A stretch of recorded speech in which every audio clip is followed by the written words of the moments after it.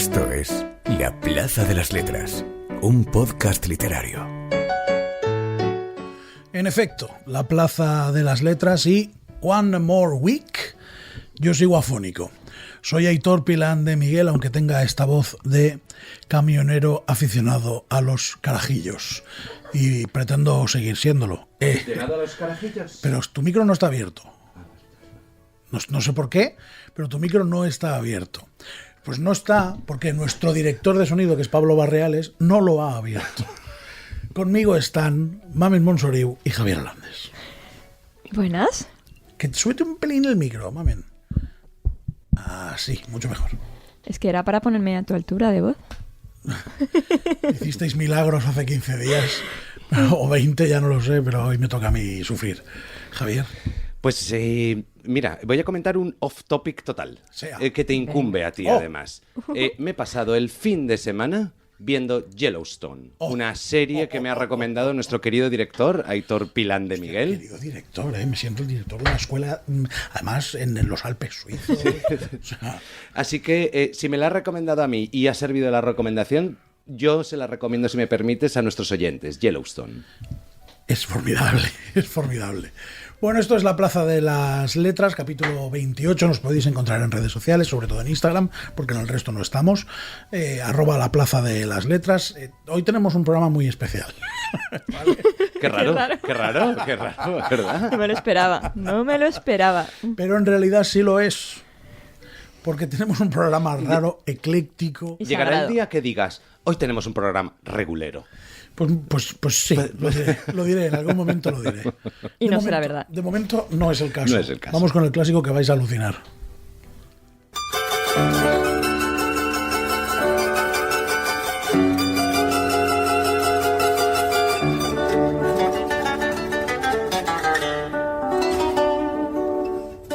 El clásico recomendado.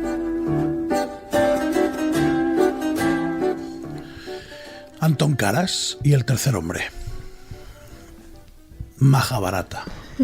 Introduce tú esto, Aitor. Da las explicaciones correspondientes, por favor. Yo tengo un drama personal mío, personal, muy impersonal, que esto, como no me lo habéis pedido, os lo voy a contar. Esta es mi terapia, ¿vale? Yo no voy al psiquiatra ni al psicólogo, pero esta es mi terapia. Yo tengo un problema personal y es que a mí con 12, 15 años me pusieron libros que yo no estaba capacitado para entenderlos. Que eso es una suerte en realidad, ¿vale? Porque te forma de una manera en la que no eres consciente que te está formando, pero el pozo queda. Uno de esos libros fue el Mahabharata. ¿Por qué? Pues no lo sé. Pues no lo sé. Porque mi madre supongo que está un poco para encerrar. Aunque la adoro, hacía cosas en ese momento que no... Bueno, el resumen que eso me ha forjado de una determinada manera. Y el Mahabharata me pareció una barbaridad. O sea, me enamoré. Fue así como el lobo estepario y todo lo que sea Germán Gess. Y me enamoré de Jorge Antonio Marina y me enamoré de Saramago y me enamoré de Mahabharata y de Homero, evidentemente. Pero es que dentro del Mahabharata hay una pieza exquisita, preciosa. Son 700 versos, cortísimos. Se lee en una tirada larga de baño, que se llama el Bhagavad Gita. Y un día, en un grupo de WhatsApp que tenemos, tenemos uno, aquí no hay dos grupos, aquí tenemos uno donde estamos todos, falta el pobre Pablo, que no hace falta tampoco. Les dije, oye, ¿cómo veríais, lo dije temeroso de Dios, ¿cómo veríais la posibilidad de un día en el clásico hablar del Bhagavad Gita? Y me encontré con una sorpresa enorme, y es que resulta que a Mamen también le gusta el Bhagavad Gita. Es que yo también tengo una historia personal. Pues ya he contado la mía, cuenta la tuya. Bueno, no es mía, es de mi padre. Cuando éramos más pequeños íbamos todas las navidades a esquiar a Andorra. Y mi padre no se le daba muy bien. Y hubo una vez que se medio lesionó. Bueno, es que él tiene ahí un conflicto con el deporte. Entonces, el día anterior se había comprado en una librería una edición que además es bastante fea, porque luego recomendaré una que es bonita, del Bhagavad Gita. Pues subió arriba del todo y decidió que... Subió en el telesilla y decidió que no iba a bajar y se va a quedar todo el día leyendo el Bhagavad Gita. Pero yo no supe que era ese libro hasta muchos años después, cuando me contó esta anécdota. De todos modos, le sobró día por encima de la cabeza. Bueno, él es muy de pensar, de meditar, de reflexionar, comparte creencias, entonces pero fue muy gracioso porque cuando me enteré de que era este libro, de repente este libro ya era un libro especial. Entonces, desde que abrí la librería, ha estado el libro ahí. Yo he de reconocer que el Bhagavad Gita, este texto fundacional del hinduismo, no sé, no lo habría leído a no ser que lo hubieras propuesto tú, Aitor. Y antes de entrar en ningún tipo de valor, ¿te ha gustado? O sea, ¿consideras que es un clásico? Considero que es un clásico, aunque también considero que el Bhagavad Gita por sí mismo no me acaba de funcionar. Necesito el Mahabharata.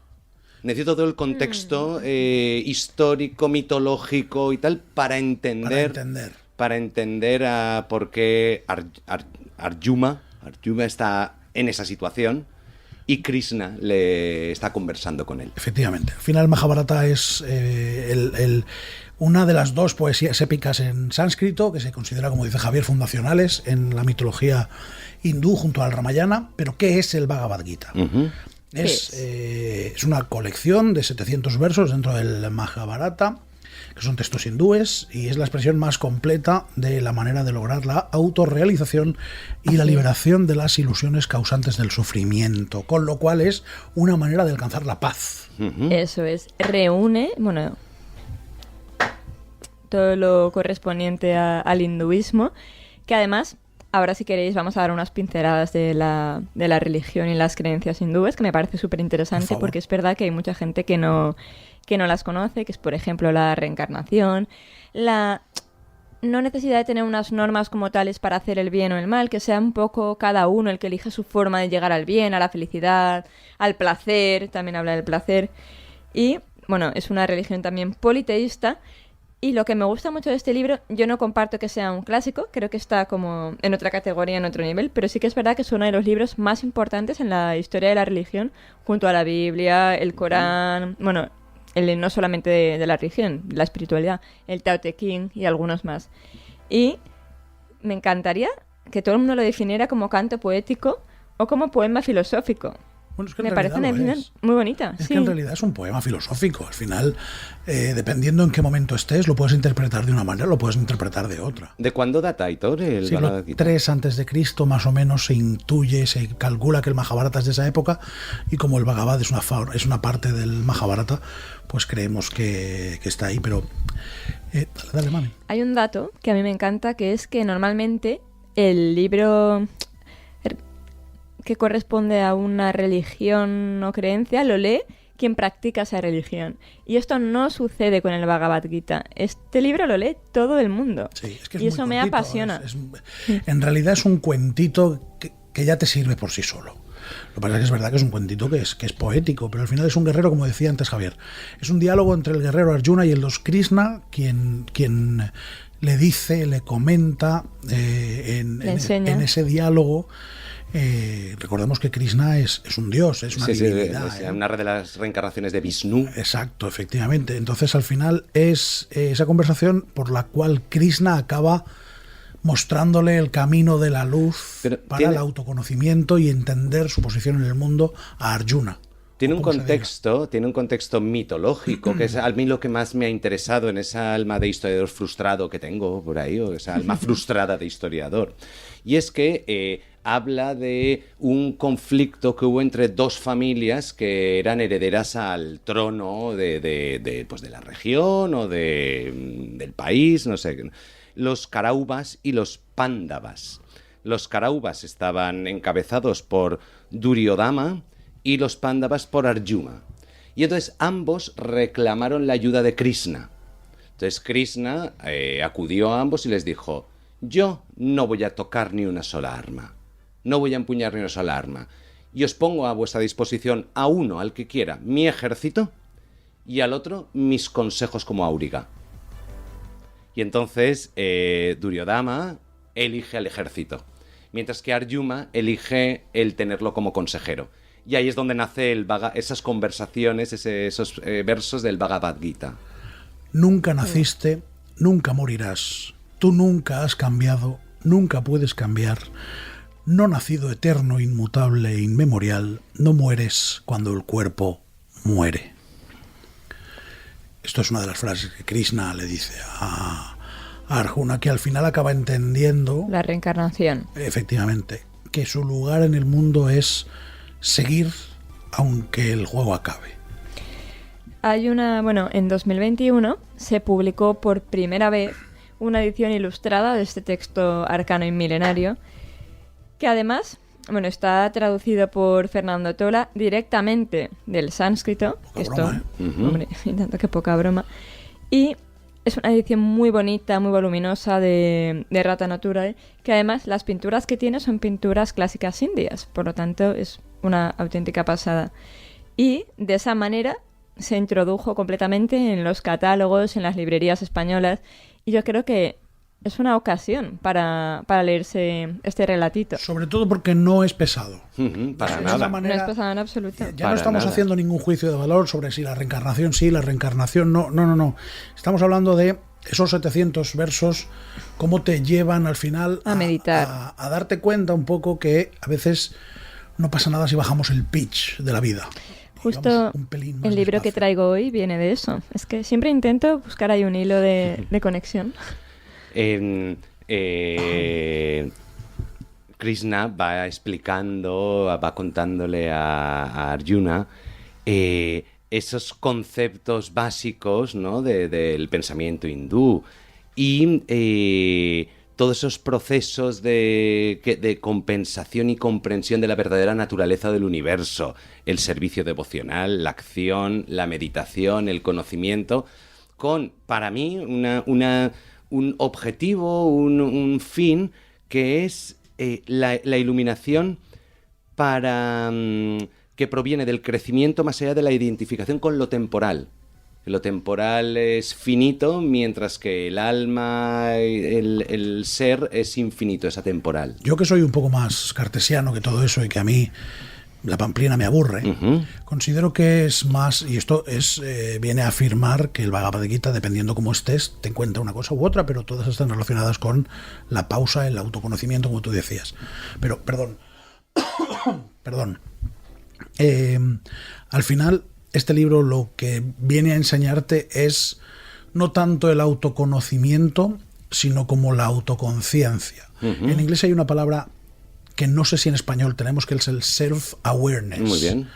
Que es el ser consciente de uno mismo, pero no en tanto en cuanto yo soy Aitor Pilán de Miguel y tengo que pagar Hacienda, sino yo soy Aitor Pilán de Miguel, mis acciones repercuten en lo que me pasa alrededor. O sea, es el autoconsciencia de uno mismo en cuanto a individuo independiente, pero dependiente. Claro. O integrante de un grupo, ¿no? Efectivamente. O sea, Qué interesantes son las religiones. Todas. La espiritualidad en Todas. general, de verdad que sí. quizá luego hay otras cosas que no sean tan interesantes dentro de las religiones, pero esos conceptos básicos, esos preceptos desde los que parten, sin duda, desde luego. ¿Recomendamos? Sí. Bueno, yo sí, recomiendo, claro, el Bhagavad Gita, con lo pesado que me puse como para no recomendar el Bhagavad Gita. Pero insisto, el Bhagavad Gita por sí mismo me ha faltado contexto por sí mismo. He necesitado el Pero para Mahabharata. eso hay que escuchar la Plaza de las Letras a Javier Alandes poniéndonos en contexto y ya está. Efectivamente. Pues Ya vale, está. pues ya Ya está. está. Pues a leer el Bhagavad Es normal que Gita. a ti te haya faltado ese contexto porque estabas esperando a darlo hoy. Claro. Sí, claro, es que tú no puedes retroescucharte antes de No escucharlo. no puedo viajar en el tiempo para Efectivamente, escucharme a mí mismo. efectivamente, en fin. El clásico de la plaza de este episodio 28 es una cosa que a Mami y a mí nos gusta mucho. Y ya está, somos dos enfermos, es una realidad. Pero os digo una cosa, sin que lo sepa nadie, lo que viene ahora también tela, ¿eh? Que vamos a ver, Javier.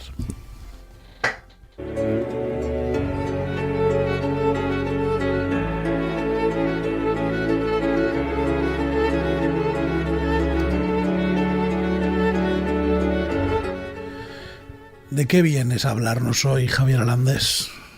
Pues antes de desvelar de qué vamos a hablar, me vais a permitir que lea unos pequeños fragmentos de un capítulo, de un libro, de un primer capítulo de un libro.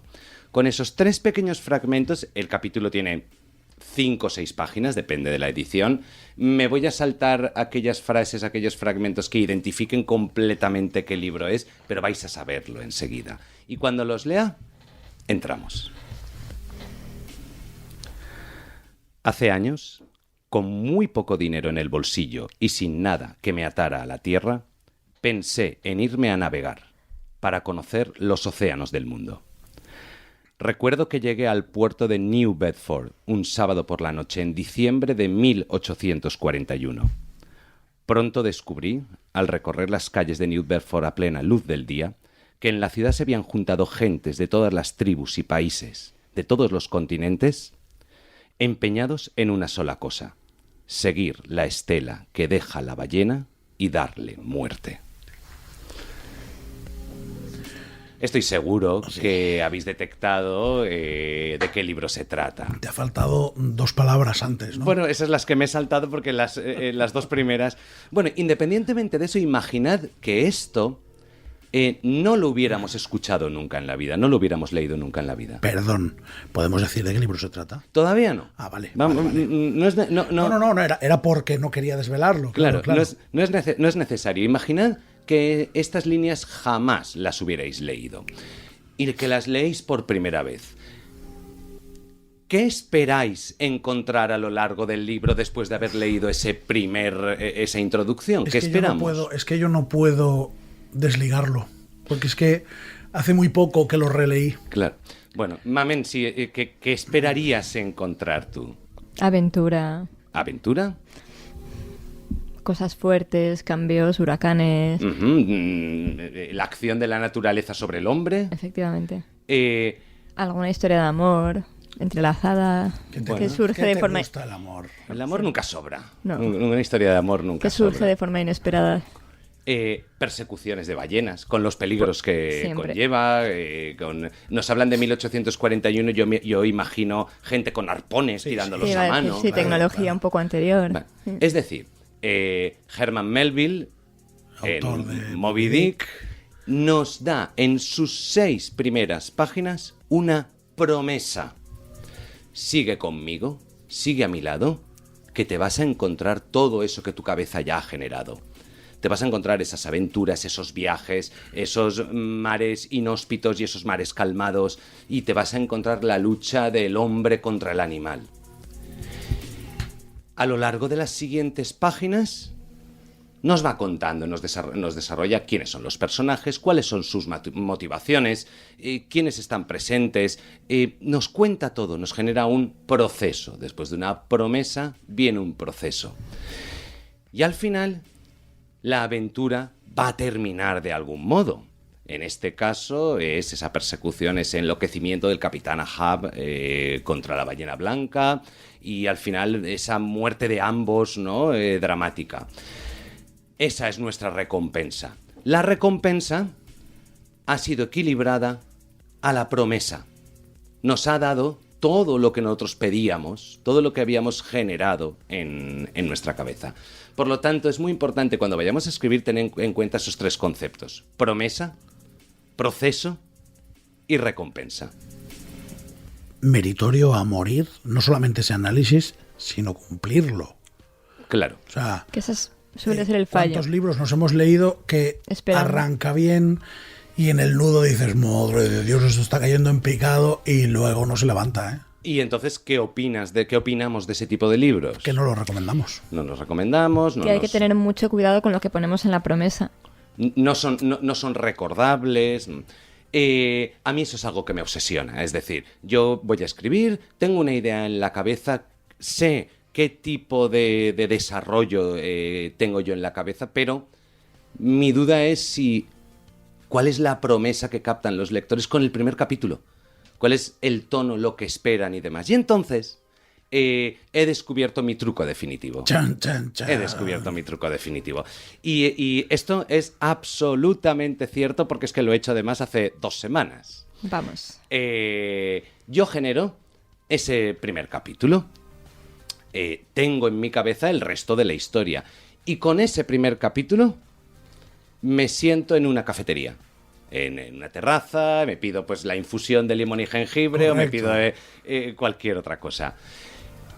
Y ese primer capítulo que lo llevo en papel, que son 3 páginas, le pido a alguien que no conozco de nada, oye, ¿tú lees? ¿Te gusta leer? O a lo mejor alguien que esté con un libro en las manos, ¿puedes leer estas 3 páginas? Siempre encuentro a alguien para que lo lea. Digo, ¿qué esperas que pase aquí? ¿Qué necesitas después de esta promesa? Ostras, yo necesito que haya una historia de amor, necesito que haya un peligro, necesito que haya un viaje interior en el que el protagonista se descubra a sí mismo, lo que sea, ¿qué necesitas?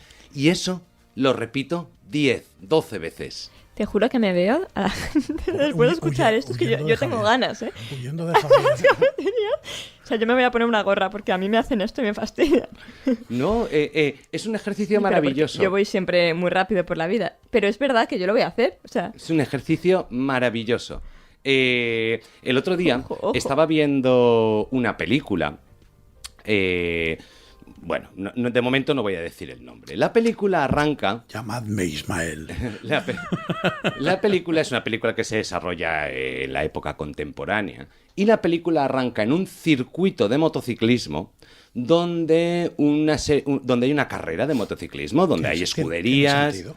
Hay escuderías, los pilotos van con los monos y tal. Y entonces hay un piloto que es muy arriesgado, que va a tope, que hace unos adelantamientos muy peligrosos, que le animan desde su box y tal. Y ya va a adelantar al que es el primero y tal, y solo le queda una curva y toma el riesgo de pasar por donde no había sitio. Y se van los dos al suelo. Se van los dos al suelo. Cuando llega a su box, le echa la bronca, los del otro box, le echa la bronca a su jefe de escudería y tal, pero llega una chica y le dice: Has hecho lo que tenías que hacer. esto es lo que yo necesito en mi equipo, te quiero fichar para mi equipo. ¿Qué esperamos que ocurra en esa historia? Después de esa introducción, Triunfo. pues Triunfo. competitividad, una película deportiva...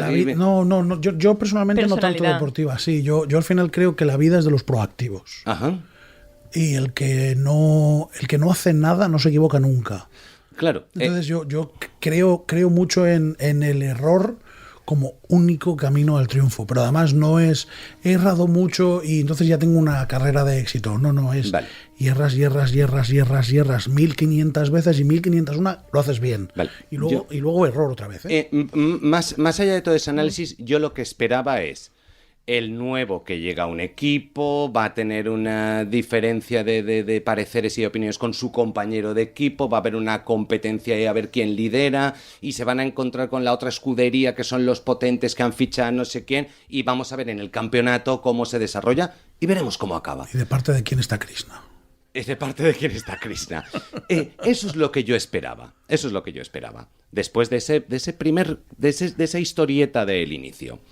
La película trasciende que efectivamente entra en el equipo y tal, pero unos mafiosos necesitan un motorista para llevar droga desde no sé dónde hasta no sé dónde, entonces lo captan a él secuestrando a la que es su novia y entonces él se tiene que meter... Esto no es lo que... Esto no ha cumplido la promesa que mi subconsciente pensaba. Por lo tanto, dejó de interesarme. Y te sacan, te sacan. Totalmente. Te sacan. Totalmente. Digo, ostras, me has hecho una promesa, han venido a ficharlo de una escudería y resulta que luego me cuentas otra historia. Por eso pasa también mucho con las sinopsis de los libros. Ujú. Hacen en la contraportada una pregunta dramática y luego el libro no responde a esa pregunta Por nunca. eso Dices, no hay que comprar libros basándonos en la sinopsis. Exacto. Jamás. Hay que comprar libros basándonos en la Plaza de las Letras y en las recomendaciones de Mamet Monsoriu. Y La bueno, plaza. y si vives en Extremadura, del librero que toque. Pero Bueno, sí. Entonces es importante que cuando vayamos a crear una historia, nosotros la tenemos en la cabeza, pero intentemos saber qué crece en la mente de las personas lectoras una vez han leído el primer capítulo. ¿Qué esperan de esa historia? Porque es muy probable que si no lo sepamos, nos desviemos de lo que realmente esperan. Y entonces, el libro puede ser bueno, la película esta probablemente era buena, pero es que a mí me sacaron de lo que pensaba de dónde me iban a llevar. O sea, no sé si tú lo sabes, yo lo sé porque me lo dice mucha gente. ¿Tú eres consciente de lo que enseñas? Es una barbaridad. Estaba pensando lo mismo. ¿En serio? O sea, es una auténtica O sea, barbaridad. a mí es que me mandan muchos mensajes diciéndome, ay, me encanta tal, bla, bla, bla, y cuánto he aprendido con Javier. Pero es que luego comentando, es verdad que le hacen mucho caso. Pero es que ahora, de verdad, siento que tiene un efecto en la gente de... Escuela de Escritores, de la ganas de Plaza hacer de las cosas. Letras. Ya. Sí. Yo creo que todas estas cosas, al igual que me ha pasado a mí, las sabemos todos. Todos hemos consumido tantas historias, hemos leído tanto. Solo hace falta que... Alguien venga y te lo diga. Eso es. Es un clic. Yo, a riesgo de ser presuntuoso, Uy. cuando hablé con Javier le dije, y quiero que tu sección sea cómo contar mejor. Pues eso es lo que tenemos que intentar hacer todos, cómo contar mejor. Ya, pero es que tú nos ayudas mucho, Javier. Bueno, pues Querido. somos servicio de utilidad pública. Efectivamente. ¡Qué barbaridad! En fin. Lo que aprendemos es una locura. Vamos a aprender también y a reír y a llorar, quién sabe, con nuestro invitado de hoy en el estudio.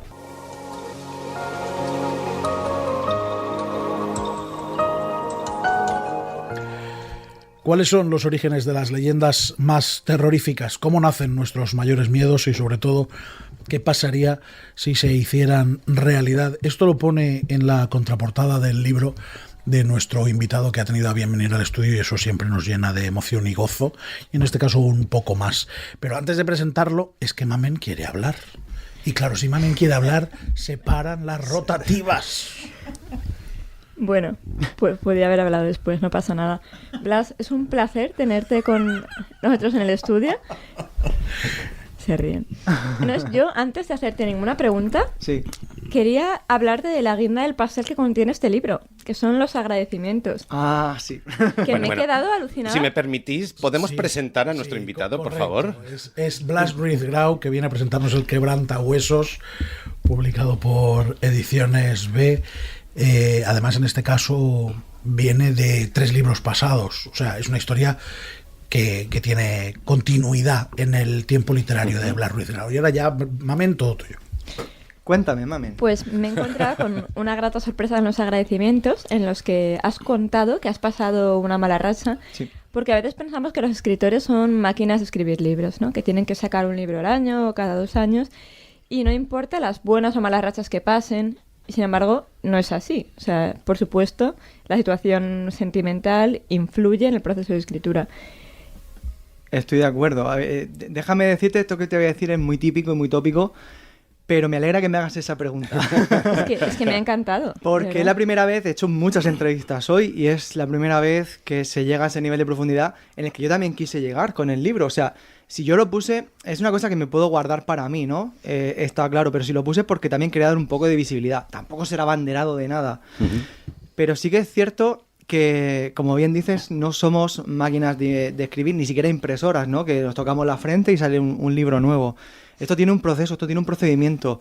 E incluso tengo el convencimiento de que se nota en la misma escritura, ¿no? En la misma eso lo pones elaboración. también. Habrá momentos en los que, como al final es una montaña rusa, que yo estaría mejor o que yo estaría peor, y se notará, supongo, en esos pasajes del libro.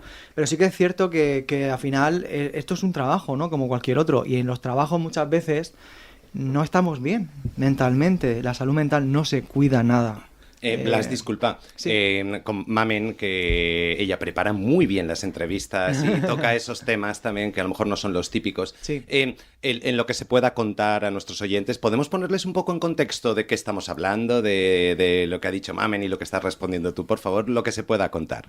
Pues Blas anuncia que este es el 14 libro que escribe, que es verdad que no le cuesta demasiado contar buenas historias, pero que sin embargo esta historia la tenemos que valorar especialmente, esto no lo dice él, lo digo yo, porque le ha costado sangre, sudor y lágrimas. Esta vez especialmente sí, y además lo de la sangre no, pero el sudor y lágrimas es literal. O sea, he estado muy mal, he estado en un proceso de ansiedad profunda, severa, en el cual pues la rueda tiene que seguir girando a pesar de ello, ¿no? No, el mundo pues nunca se detiene para uno, aunque a veces lo quisiéramos o lo necesitáramos. Y yo además no me sentía la obligación de escribir, es que quería escribir. Yo quería escribir porque la historia estaba ahí en mi cabeza, pero me costaba mucho encontrar incluso las palabras que otras veces no me ha costado nada, que sí me ha salido de una manera más automática, y no podía porque mi cabeza no estaba en su sitio. Entonces, evidentemente, he tratado todo eso de la manera que creo que se debe tratar, de manera profesional, y aún sigo. Pero es verdad que me ha costado mucho. Entonces, también quería un poco dar visibilidad a eso, de que al final, frente a una crítica, hay veces que también hay que valorar un poco el trasfondo que hay.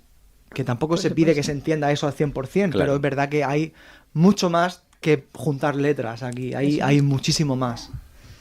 Hablemos ahora de lo que hay, más allá del trabajo sordo, ciego, que nadie ve y que nadie valora, es verdad, lo que decís los tres, que al final nadie tiene en cuenta que hay mañanas en las que no apetece ni tomarse el café. Pero esto es un trabajo, como tú dices, Blas, y lo has sacado adelante. La portada además es fabulosa. Pero ¿qué vamos a encontrar? Esto se lo hacemos a todos los autores que venís. ¿Qué nos vamos a encontrar en el Quebrantahuesos? ¿Por qué has recuperado a Nicolás Valdés? Creo que ya era necesario por muchos factores. Primero porque al final ya con el paso del tiempo se va acumulando una serie de lectores, ¿no? Sean muchos, sean pocos, están ahí, ¿no? Entonces ellos también tienen su opinión. Y muchas veces creo que los escritores cometemos mucho, no sé si es por pose o por qué es, pero cometemos mucho el error de decir yo escribo para mí.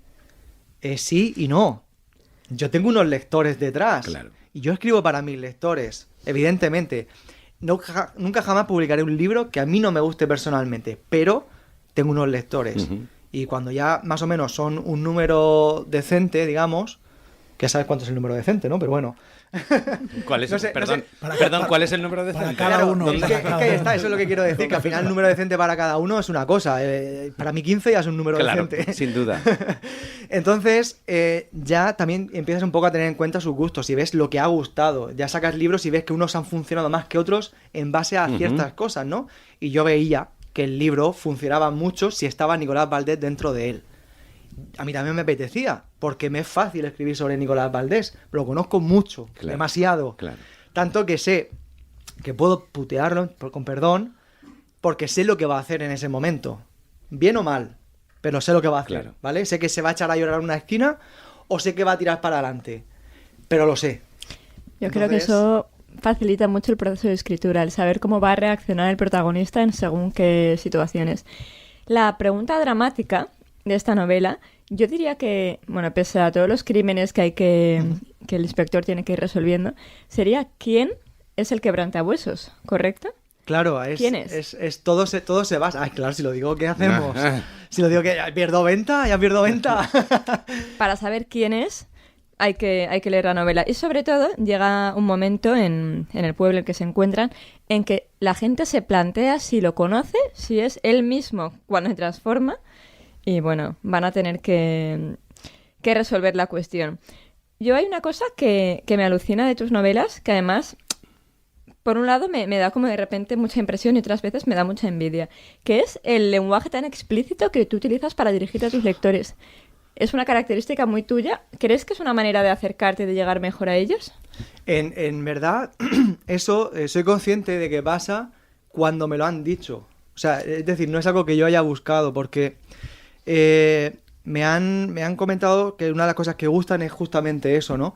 Pero es porque yo sé hacerlo así. O sea, es mi manera de hacer las cosas y sobre todo porque hace tiempo algo se me quedó muy grabado y es que en una cena había un formador de la Academia de Ávila de la Policía Nacional y que también escribe y me dijo, es que me fastidia mucho cuando ponen situaciones en las que hablamos entre nosotros los policías y nos contamos qué vamos a hacer. Claro.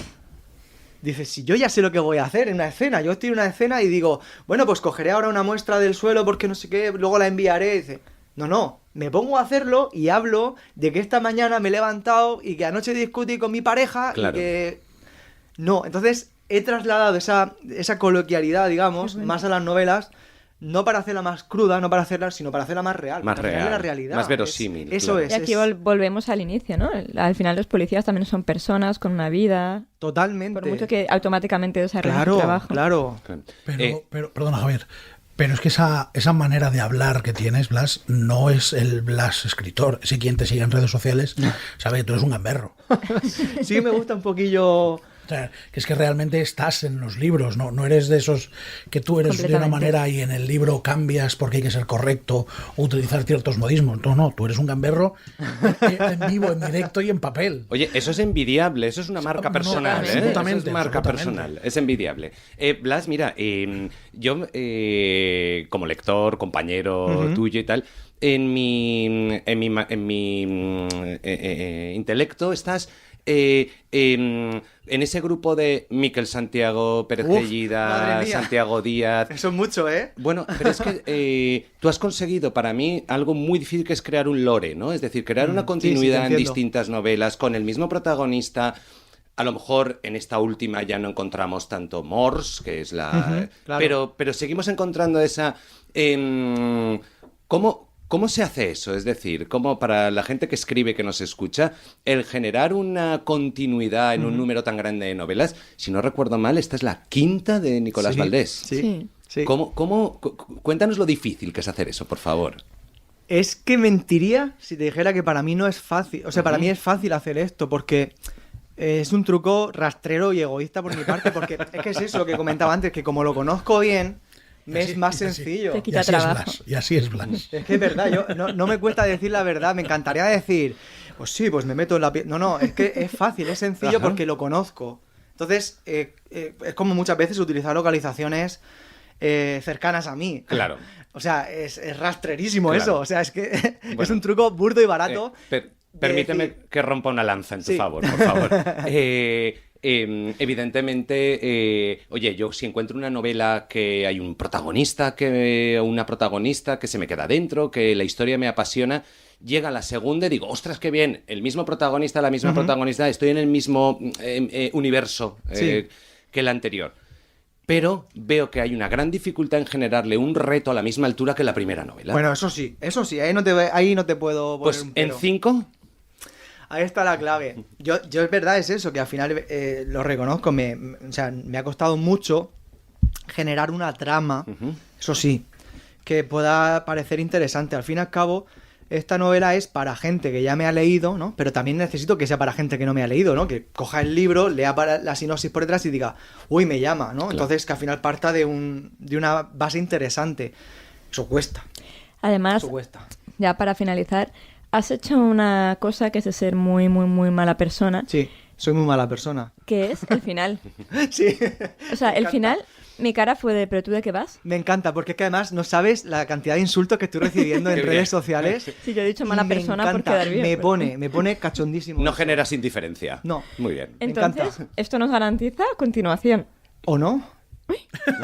¿Ves? Claro. Provocación. Claro, es que me encanta. O sea, de hecho, es que es una de las cosas que más me planteo ahora, porque lo hice a nivel un poco básico, pero lo hice, por ejemplo, con la trilogía. Recuerdo que cuando los títulos, la reunión con la editora era no mentirás, no robarás, y me dijo ahora, no matarás. Y dije, no, vamos a tocar un poco las narices, vamos a poner no morirás y confundimos a la gente. Claro. O sea, al final es juego, Claro. es todo juego. Entonces siempre me gusta llegar un momento y arrear un guantazo a quien puedo. O sea, metafórico. Entonces, si ahora puedo arrear un guantazo y que la gente esté esperando una cosa y que no llegue, me voy a reír un montón. Pero no lo sé, de verdad que no lo sé. Puede ser que me dé y continúe. El Quebrantahuesos, la nueva novela de Blas Ruiz Grau, que os recomendamos que la leáis porque ya lo habéis comprobado. Blas es un hombre que no deja indiferente a nadie y sus novelas tampoco, y eso es una virtud difícilmente cuestionable. Blas, muchísimas gracias por venir a la Plaza de las Letras. Gracias a vosotros.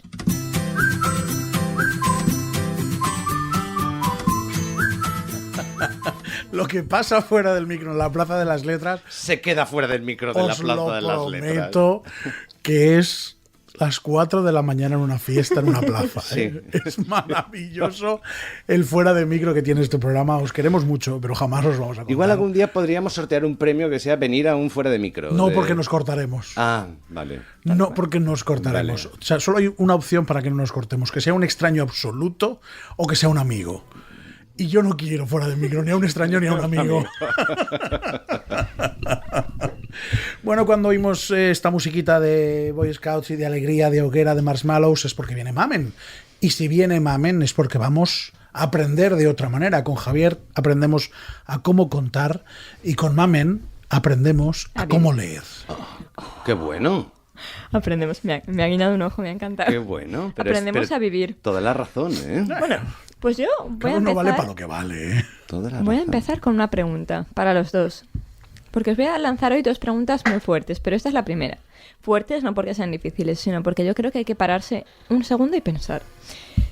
¿creéis que sois vosotros mismos cuando estáis trabajando, cuando estáis de vacaciones o en ambas ocasiones? Cuando estoy de vacaciones yo no tengo que pensar. Para mí el trabajo es desgastante a morir. Yo siempre he pensado que el entorno profesional es una puerta en la que todo el mundo que entra tiene que dejar parte de su personalidad fuera para que todo el mundo congenie. 100% de acuerdo. Y entonces que nunca somos nosotros al 100% en el trabajo por salud, ¿eh? No Sí, somos sí. 100% Sí, por sí, salud sí, sí. de grupo. Y si tienes un trabajo estresante es imposible que tú seas, y además en este caso vosotros conocéis a mi equipo. O sea, yo tengo la suerte de trabajar con un equipo que he hecho yo, que he domado yo, y aún así yo trabajando no soy ni siquiera la misma persona que soy delante de este micro. Yo creo que aquí sí que eres tú mismo, ¿verdad? Bueno, hago lo que puedo, esto es mío, coño. Yo creo que sí. Pues el libro del que os vengo a hablar se llama Gozo. Yo creo que esto ya es un spoiler de lo que viene a continuación. Y lo ha escrito Azahara Alonso. Es su primera novela y la ha publicado Siruela. Luego me reñís porque no digo las cosas. Las digo de repente a mitad. Yo no te he riñido nunca todavía. Bueno, me he riñido sola, vale. Bueno, esta es una autora de Oviedo, bastante joven, que, bueno, me ha sorprendido a mí y nos ha sorprendido a todos, porque viene muy fuerte. La portada es alucinante, ¿eh? La portada es muy chula. Es absolutamente evocadora. Sí, da ganas de comer. Cuéntanosla. Gozo. Cuéntanos la portada. Solo la portada, ¿qué imagen sale, mamen? Está un fire, mamen, ahí. Bueno, es un melocotón y luego es un melocotón cortado por la mitad. Ya está. Nada más y nada menos. Nada más y nada menos. Bueno, Es un melocotón y medio. Melocotón. eso es. Esta autora es licenciada en filosofía y ha publicado también un libro de aforismos que se llama Bajas Presiones y un poemario que se llama Gestar un tópico. Con esos títulos ya vemos que es una crack. Entonces, ¿qué nos trae aquí? Aquí nos trae una novela contada, bueno, súper, en mayúsculas, bien escrita, contada de una manera muy particular, que es a trozos, como con fragmentos, según se va iluminando ella, y nos narra un verano en el que ella estuvo en una isla en el extranjero, porque todavía no sabía qué quería hacer con su vida. Entonces no tenía ninguna obligación más que la de saber quién era ella, qué quería hacer y cuál era su propósito. Y de esta manera hace toda una reivindicación de lo necesarias que son las vacaciones, lo importante que es parar y la diferencia entre yo cuando soy yo y yo cuando no soy yo. Entonces, piensa contra el trabajo, la hiperproductividad, la prisa, el turismo y las formas en las que pretendemos de repente dominar el mundo. También, por el reverso, es una celebración del tiempo libre, un viaje interior hacia el descanso y una crítica a la capitalización del trabajo. A mí, yo he de reconocer que por el trabajo que tengo, a mí me gusta mucho trabajar. Además, creo que me hace mucho bien, porque cuando de repente tengo tiempo libre, mi cabeza, fatal, se desgasta mucho. Pero es cierto que leer esta novela me ha hecho un clic. O sea, he pensado de repente que yo no soy yo misma trabajando, que yo verdaderamente soy yo misma en mi día libre. Claro. Y yo de verdad creo que soy muy yo misma trabajando. Entonces me ha quitado como muchas venas de los ojos. Y esas venas que me ha quitado, voy a decir ahí una metáfora, esas venas que me ha quitado de los ojos me las ha puesto en ciertas heridas. Ajá. Y ha apretado un poquito, entonces me han salido muchas cosas. Qué bien. Sí. Aunque sea duro, al final ese proceso es estrictamente necesario para acabar conociéndonos como con el Bhagavad Gita. Sí que está todo hiladito. Bueno, y sobre todo porque este libro lo que tiene todo el rato sin parar, son reflexiones. O sea, es imposible leerlo de golpe porque abres, lees, te encuentras con una reflexión, tienes que cerrar, pensar para continuar. Porque tiene unas verdades absolutas tan suyas y tan certeras al final que enfada un poco, pero es que terminas dándole la razón. Es como que se te pega a su mentalidad. Es una cosa muy heavy, muy, muy fuerte. Y sobre todo te da muchas ganas de parar. De tener un tiempo para ti, para reencontrarte, para volver a repensar cuál es tu propósito. Porque es verdad que desde que empiezas una actividad hasta, unos años después, el propósito va cambiando. No tiene por qué cambiar radicalmente, pero va fluctuando. Entonces tú tienes continuamente que parar para repensarlo. Ahora os lanzo yo una pregunta difícil, ¿eh? ¿Cuál es vuestro propósito en 5 o 10 años? Cuidado con eso, ¿eh? Yo lo sé y lo he sabido siempre, pero es que ser sincera con una misma es muy difícil. Yo creo que es lo más fácil, con uno mismo es lo más fácil. No, es lo más difícil. Pero estamos hablando de un propósito profesional, de un propósito personal. O sea, al final habla de autoconocimiento, con lo cual, ¿cuál es vuestro propósito profesional / personal? Si estamos hablando de ser la misma persona fuera o dentro. Wow. Wow. Fíjate, yo Hostia, qué silencio tan evocador. mi propósito es disfrutar en cada momento de todo lo que hago. Yo he trabajado por cuenta ajena y por cuenta propia en cosas que no disfruto. Yo lo he hecho, ¿eh? No sé si el resto del mundo lo ha Sí, hecho sí, alguna vez. todos hemos estado, Yo lo he hecho. todos hemos estado. Mi propósito es que todo mi tiempo sean cosas en las que disfrute. Y eso no significa que sean cosas agradables. No. Sino en las que disfrute. Y puedo estar disfrutando creando una trama de una novela y puedo estar disfrutando solventando un problema de mis hijos y decir, ostras, aquí estoy yo como padre. Ayudándoles, bla, bla, bla. Sí, ¿Vale? sí. No hacer esas cosas, es decir, es que como necesito ingresar dinero, estoy haciendo esto que no me gusta nada. Eso es mi verdadero propósito. Tenemos mucha suerte en la plaza, que los tres hacemos lo que nos gusta. Tenemos mucha suerte. Mucha suerte. Sí. Fíjate, Mamen, perdón, una reflexión al hilo de todo lo que estás comentando. Cuentas que nuestra protagonista se toma esas vacaciones, ¿no? Para... Eso fue hace varios veranos. Como que vuelve a ese verano en el que no tenía obligaciones Ujú, para acordarse de que ese verano fue ella misma. claro. Pero al mismo tiempo ella no disfrutaba en ese momento de esas vacaciones porque veía que era una cuenta atrás. A mí me ha pasado recientemente algo que es que encuentras unos días libres y entonces dices, ostras, ¿qué hago en esos días libres? Pues mira, oye, un viaje que oye, económicamente entra dentro de mi presupuesto, un sitio que me apetece ir y tal. Y los días que tenían que ser de desconexión se han convertido en días de estrés por horarios, por llegar a un aeropuerto, porque cómo sé del aeropuerto, cómo llego a la ciudad y entonces me he perdido y tengo que llegar a que la entrada la tengo a tal hora y vuelvo más estresado a veces que me había ido. No sabes cuánto te entiendo, de verdad. ¿Tú lo has sentido eso Pero alguna vez? continuamente. Aitor lo ha sentido muchas veces. Yo vivo así. Claro, tú vives así. Que yo vivo así. Sobre todo porque además cuanto más tiempo libre tengo, más cosas me pongo. Ujú. Cosas que no puedo hacer en el día a día. Entonces al final es contraproducente, total. Hay una... Bueno, yo tengo que pensar sobre mi propósito porque... Bueno, una vez dijo Risto Mejide en un podcast del cual no quiero hablar que Que había es tomado... peor que este. Bastante. Seguro. Bastante. Que había Por tomado la favor. decisión de ser feliz. Porque ser feliz al final es una decisión. Qué hostia tiene. Sí. He tomado la Esa decisión de ser frase feliz. es una verdad como una casa. Esa frase es una pamplina como un castillo medieval. No. Como Uno- todo el Mont Saint Michel. Uno... Por favor, tiene dos voy a ser feliz. Pero es que Ves a no cagar es a la una vida, frase... coño, no, es Evaristo. que ves. No es una frase Mr. Wonderful. Es lo que dice Javier. Poder hacer cosas que a ti en cada di momento eso, te hagan di feliz. eso, complétalo. No des el titular clickbait, mamarracho. Mamarracho, ya está. Complétalo, cuenta las Claro. cosas. O sea, si vas a dar una frase grandilocuente como si fueras el creador de la quinta esencia, vesten a cagar a la vía. Risto Mejide, ¿cuándo vienes al programa? Nunca. Bueno, cerramos este paréntesis. Sí, porque sois mayoría. Si votáis que quiera venir, vendré. Esto va así. Pero yo ese día estaría fónico. Y hablo, yo creo que o sea, yo sé lo que quiero hacer dentro de 5 años y dentro de 10, pero tengo mucho miedo de que todo me sobrepase como me sobrepasa ahora, teniendo mucho menos, y no poder llegar allí. Entonces, lo que quiero es que ese día, cuando llegue ese día, sienta, igual que ahora, espero que con más cosas, que estoy completa y que estoy caminando hacia lo que quiero hacer. Qué bonito. Me da igual haber llegado o no haber llegado, pero que voy hacia allí y que cada día estoy completa. Ya está.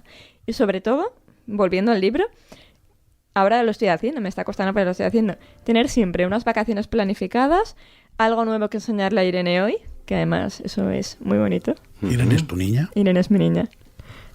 Aprende muy rápido. ¿Ves? Además ya está empezando a entrar en la fase esponja salvaje. Sí. Bueno, terrible. Y dicho esto, voy a leer un trocito, el cual he escogido al azar porque este libro está cargado entero de perlas. La autora ha conseguido, sin darse cuenta un poquito, con el libro, o sea, este propio libro es de lo que ella habla, o sea, es algo muy fuerte, ¿no? Ella habla de que hay que parar y este libro te invita a parar. Yo creo que ella ni ella misma sabe lo que ha hecho. A veces hay libros, como el de Blas, que te invitan a... Hablaremos con él, who knows. Que te invitan a disfrutar, a evadirte, a vivir rápido, a que pasen muchas cosas. Y a veces hay libros que te cogen de la mano y te dicen, siéntate, para, o sea, te obliga Claro, a parar. claro. Para y piensa, disfruta, sé feliz, conócete. como el Bhagavad Gita y como este.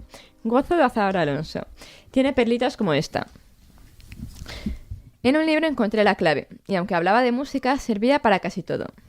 Los primeros 5 años de práctica, uno se acostumbra al instrumento. Durante los siguientes 5, lo convierte en una parte de sí, en una extensión de su cuerpo. De los 10 a los 15 años de práctica, es consciente de la técnica, y cuando lleva 20, la domina. Hay que tener demasiado tesón y suerte para esto. Hay que perseverar, y lo más difícil, hay que querer en el futuro. Con esa combinación es posible vivir de las destrezas y que no parezca un empleo. A eso es a lo que aspiro yo. Pues es un propósito magnífico. Sí, sobre todo, mira, me ha llamado mucho la atención esa cultura del tesón en la que habla y que lo ejemplificaba en un instrumento musical. En unos tiempos que vivimos que son unos tiempos de la inmediatez, de quiero aprenda un idioma en 20 días. El otro día veía un curso de aprende a hablar inglés en 20 días. Gana 30.000 euros invirtiendo en bolsa. Exactamente. ¿Ves? Entonces, Corre. En esos tiempos de la inmediatez, pero ese tesón solo viene de una profunda reflexión, de una profunda averiguación y reflexión interna. Yo voy a finalizar con una pregunta, la que solo quiero que me contestéis sí o no. Pues esas son las más difíciles, ¿eh? ¿Mm?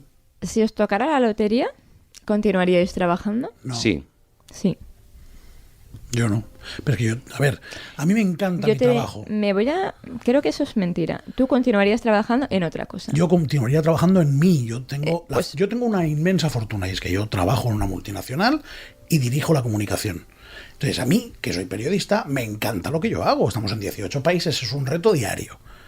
Pero mañana me toca el Euromillón y yo tardo 3 segundos en llamar al dueño de la empresa y decirle prepárame los papeles, que me voy a escribir y a plantar patatas. Pues trabajarías Claro, escribiendo, estarías pero trabajarías. Pero trabajaría en mí, no trabajaría en lo que yo hago. Hoy, que me chifla. A mí ir a trabajar me hace feliz cada maldito día. O sea, pero no te dedicarías a una vida contemplativa, te dedicarías a trabajar en aquello que tú decidas. Respondiendo a la pregunta que os he hecho, ¿dónde 5 años tal cual? Plantando patatas, leyendo, estudiando y escribiendo. Así es como yo me quiero morir. Pues fantástico. Ya está. O sea, Mamen... Tienes que leer a May Sarton. ¿Sí? ¿A quién? May Sarton. May Sarton. Mamen sí que continuaría Ella hace trabajando aunque le tocara el Euromillón, sí. Pero en otra cosa. Ya somos 3 síes. Pero en otra cosa. Es que no te puedes quedar quieto, ¿no? Imagínate, te toca un zambombazo de esos de 80 millones de euros. Como te quedes quieto, primero te lo fundes. Sí. Y segundo, ¿qué haces? Yo es que mi mentalidad es, si me viene ese dinero, ¿cómo no lo voy a aprovechar? O sea, ¿cómo no lo voy a aprovechar para hacer algo grande? Vale, la pregunta es difícil. ¿Cerrarías la librería, Mamen? No. Claro, hombre, ¿cómo la voy a cerrar? Al revés. Estaría más viva que nunca. Abrirías imperios en todas En partes. todas partes. Serías Jerjes. En fin, pues esto ha sido la Plaza de las Letras, que ha sido al final iba a tener razón yo al principio, ha sido un programa especial. Siempre es especial, pero yo siento que ya desde hace varios programas, que una vez comenzamos a grabar y a hablar, se me olvida que hay un micro, que llevo puestos unos auriculares y unos cascos, y que se genera como una conversación como la que tendría en cualquier café o en cualquier lugar. Eso también es un propósito. Seguramente el que nos pusimos cuando empezamos. Qué bonito, es cierto. Voy a volver a ser presuntuoso, pero es que estáis elegidos. ¿Cómo fue? Es que estáis elegidos. ¿Nos elegiste tú? Bueno, pero mi trabajo solamente era armar el programa. Mi mérito era juntaros en una mesa. No era nada más ni nada menos, es cierto. A la dirección de sonido estuvo Pablo Barreales. Recibe un aplauso de todos nuestros seguidores y también nuestro fenómeno. Javier Alandes, gracias. Pues gracias a vosotros. Permíteme despedirme con una sola palabra. Yellowstone. Sí, hay que verla, hay que verla. Gracias, Javier. Mamen, que es que nos enseñas cada vez que vienes. ¿Me enseñáis vosotros a mí? No te equivoques. Esto es un constante peloteo. Una cosa de locos. Gracias, Mamen. ¿Peloteo no? Peloteo no. Amistad. A mí, las pelotas nunca se me han dado bien. No lo mejores, déjalo ahí, gracias. En otro episodio contaré cómo me empeñé en apuntarme a un equipo de baloncesto y no me pudieron decir que no más veces. Pero ya. si mides 1,12 m. Pues ahí está. Ese es mi tesón. Gracias, Mamen. A vosotros. Hasta la próxima. Yo soy Aitor Pilán de Miguel y esto es la Plaza de las Letras. Es un placer.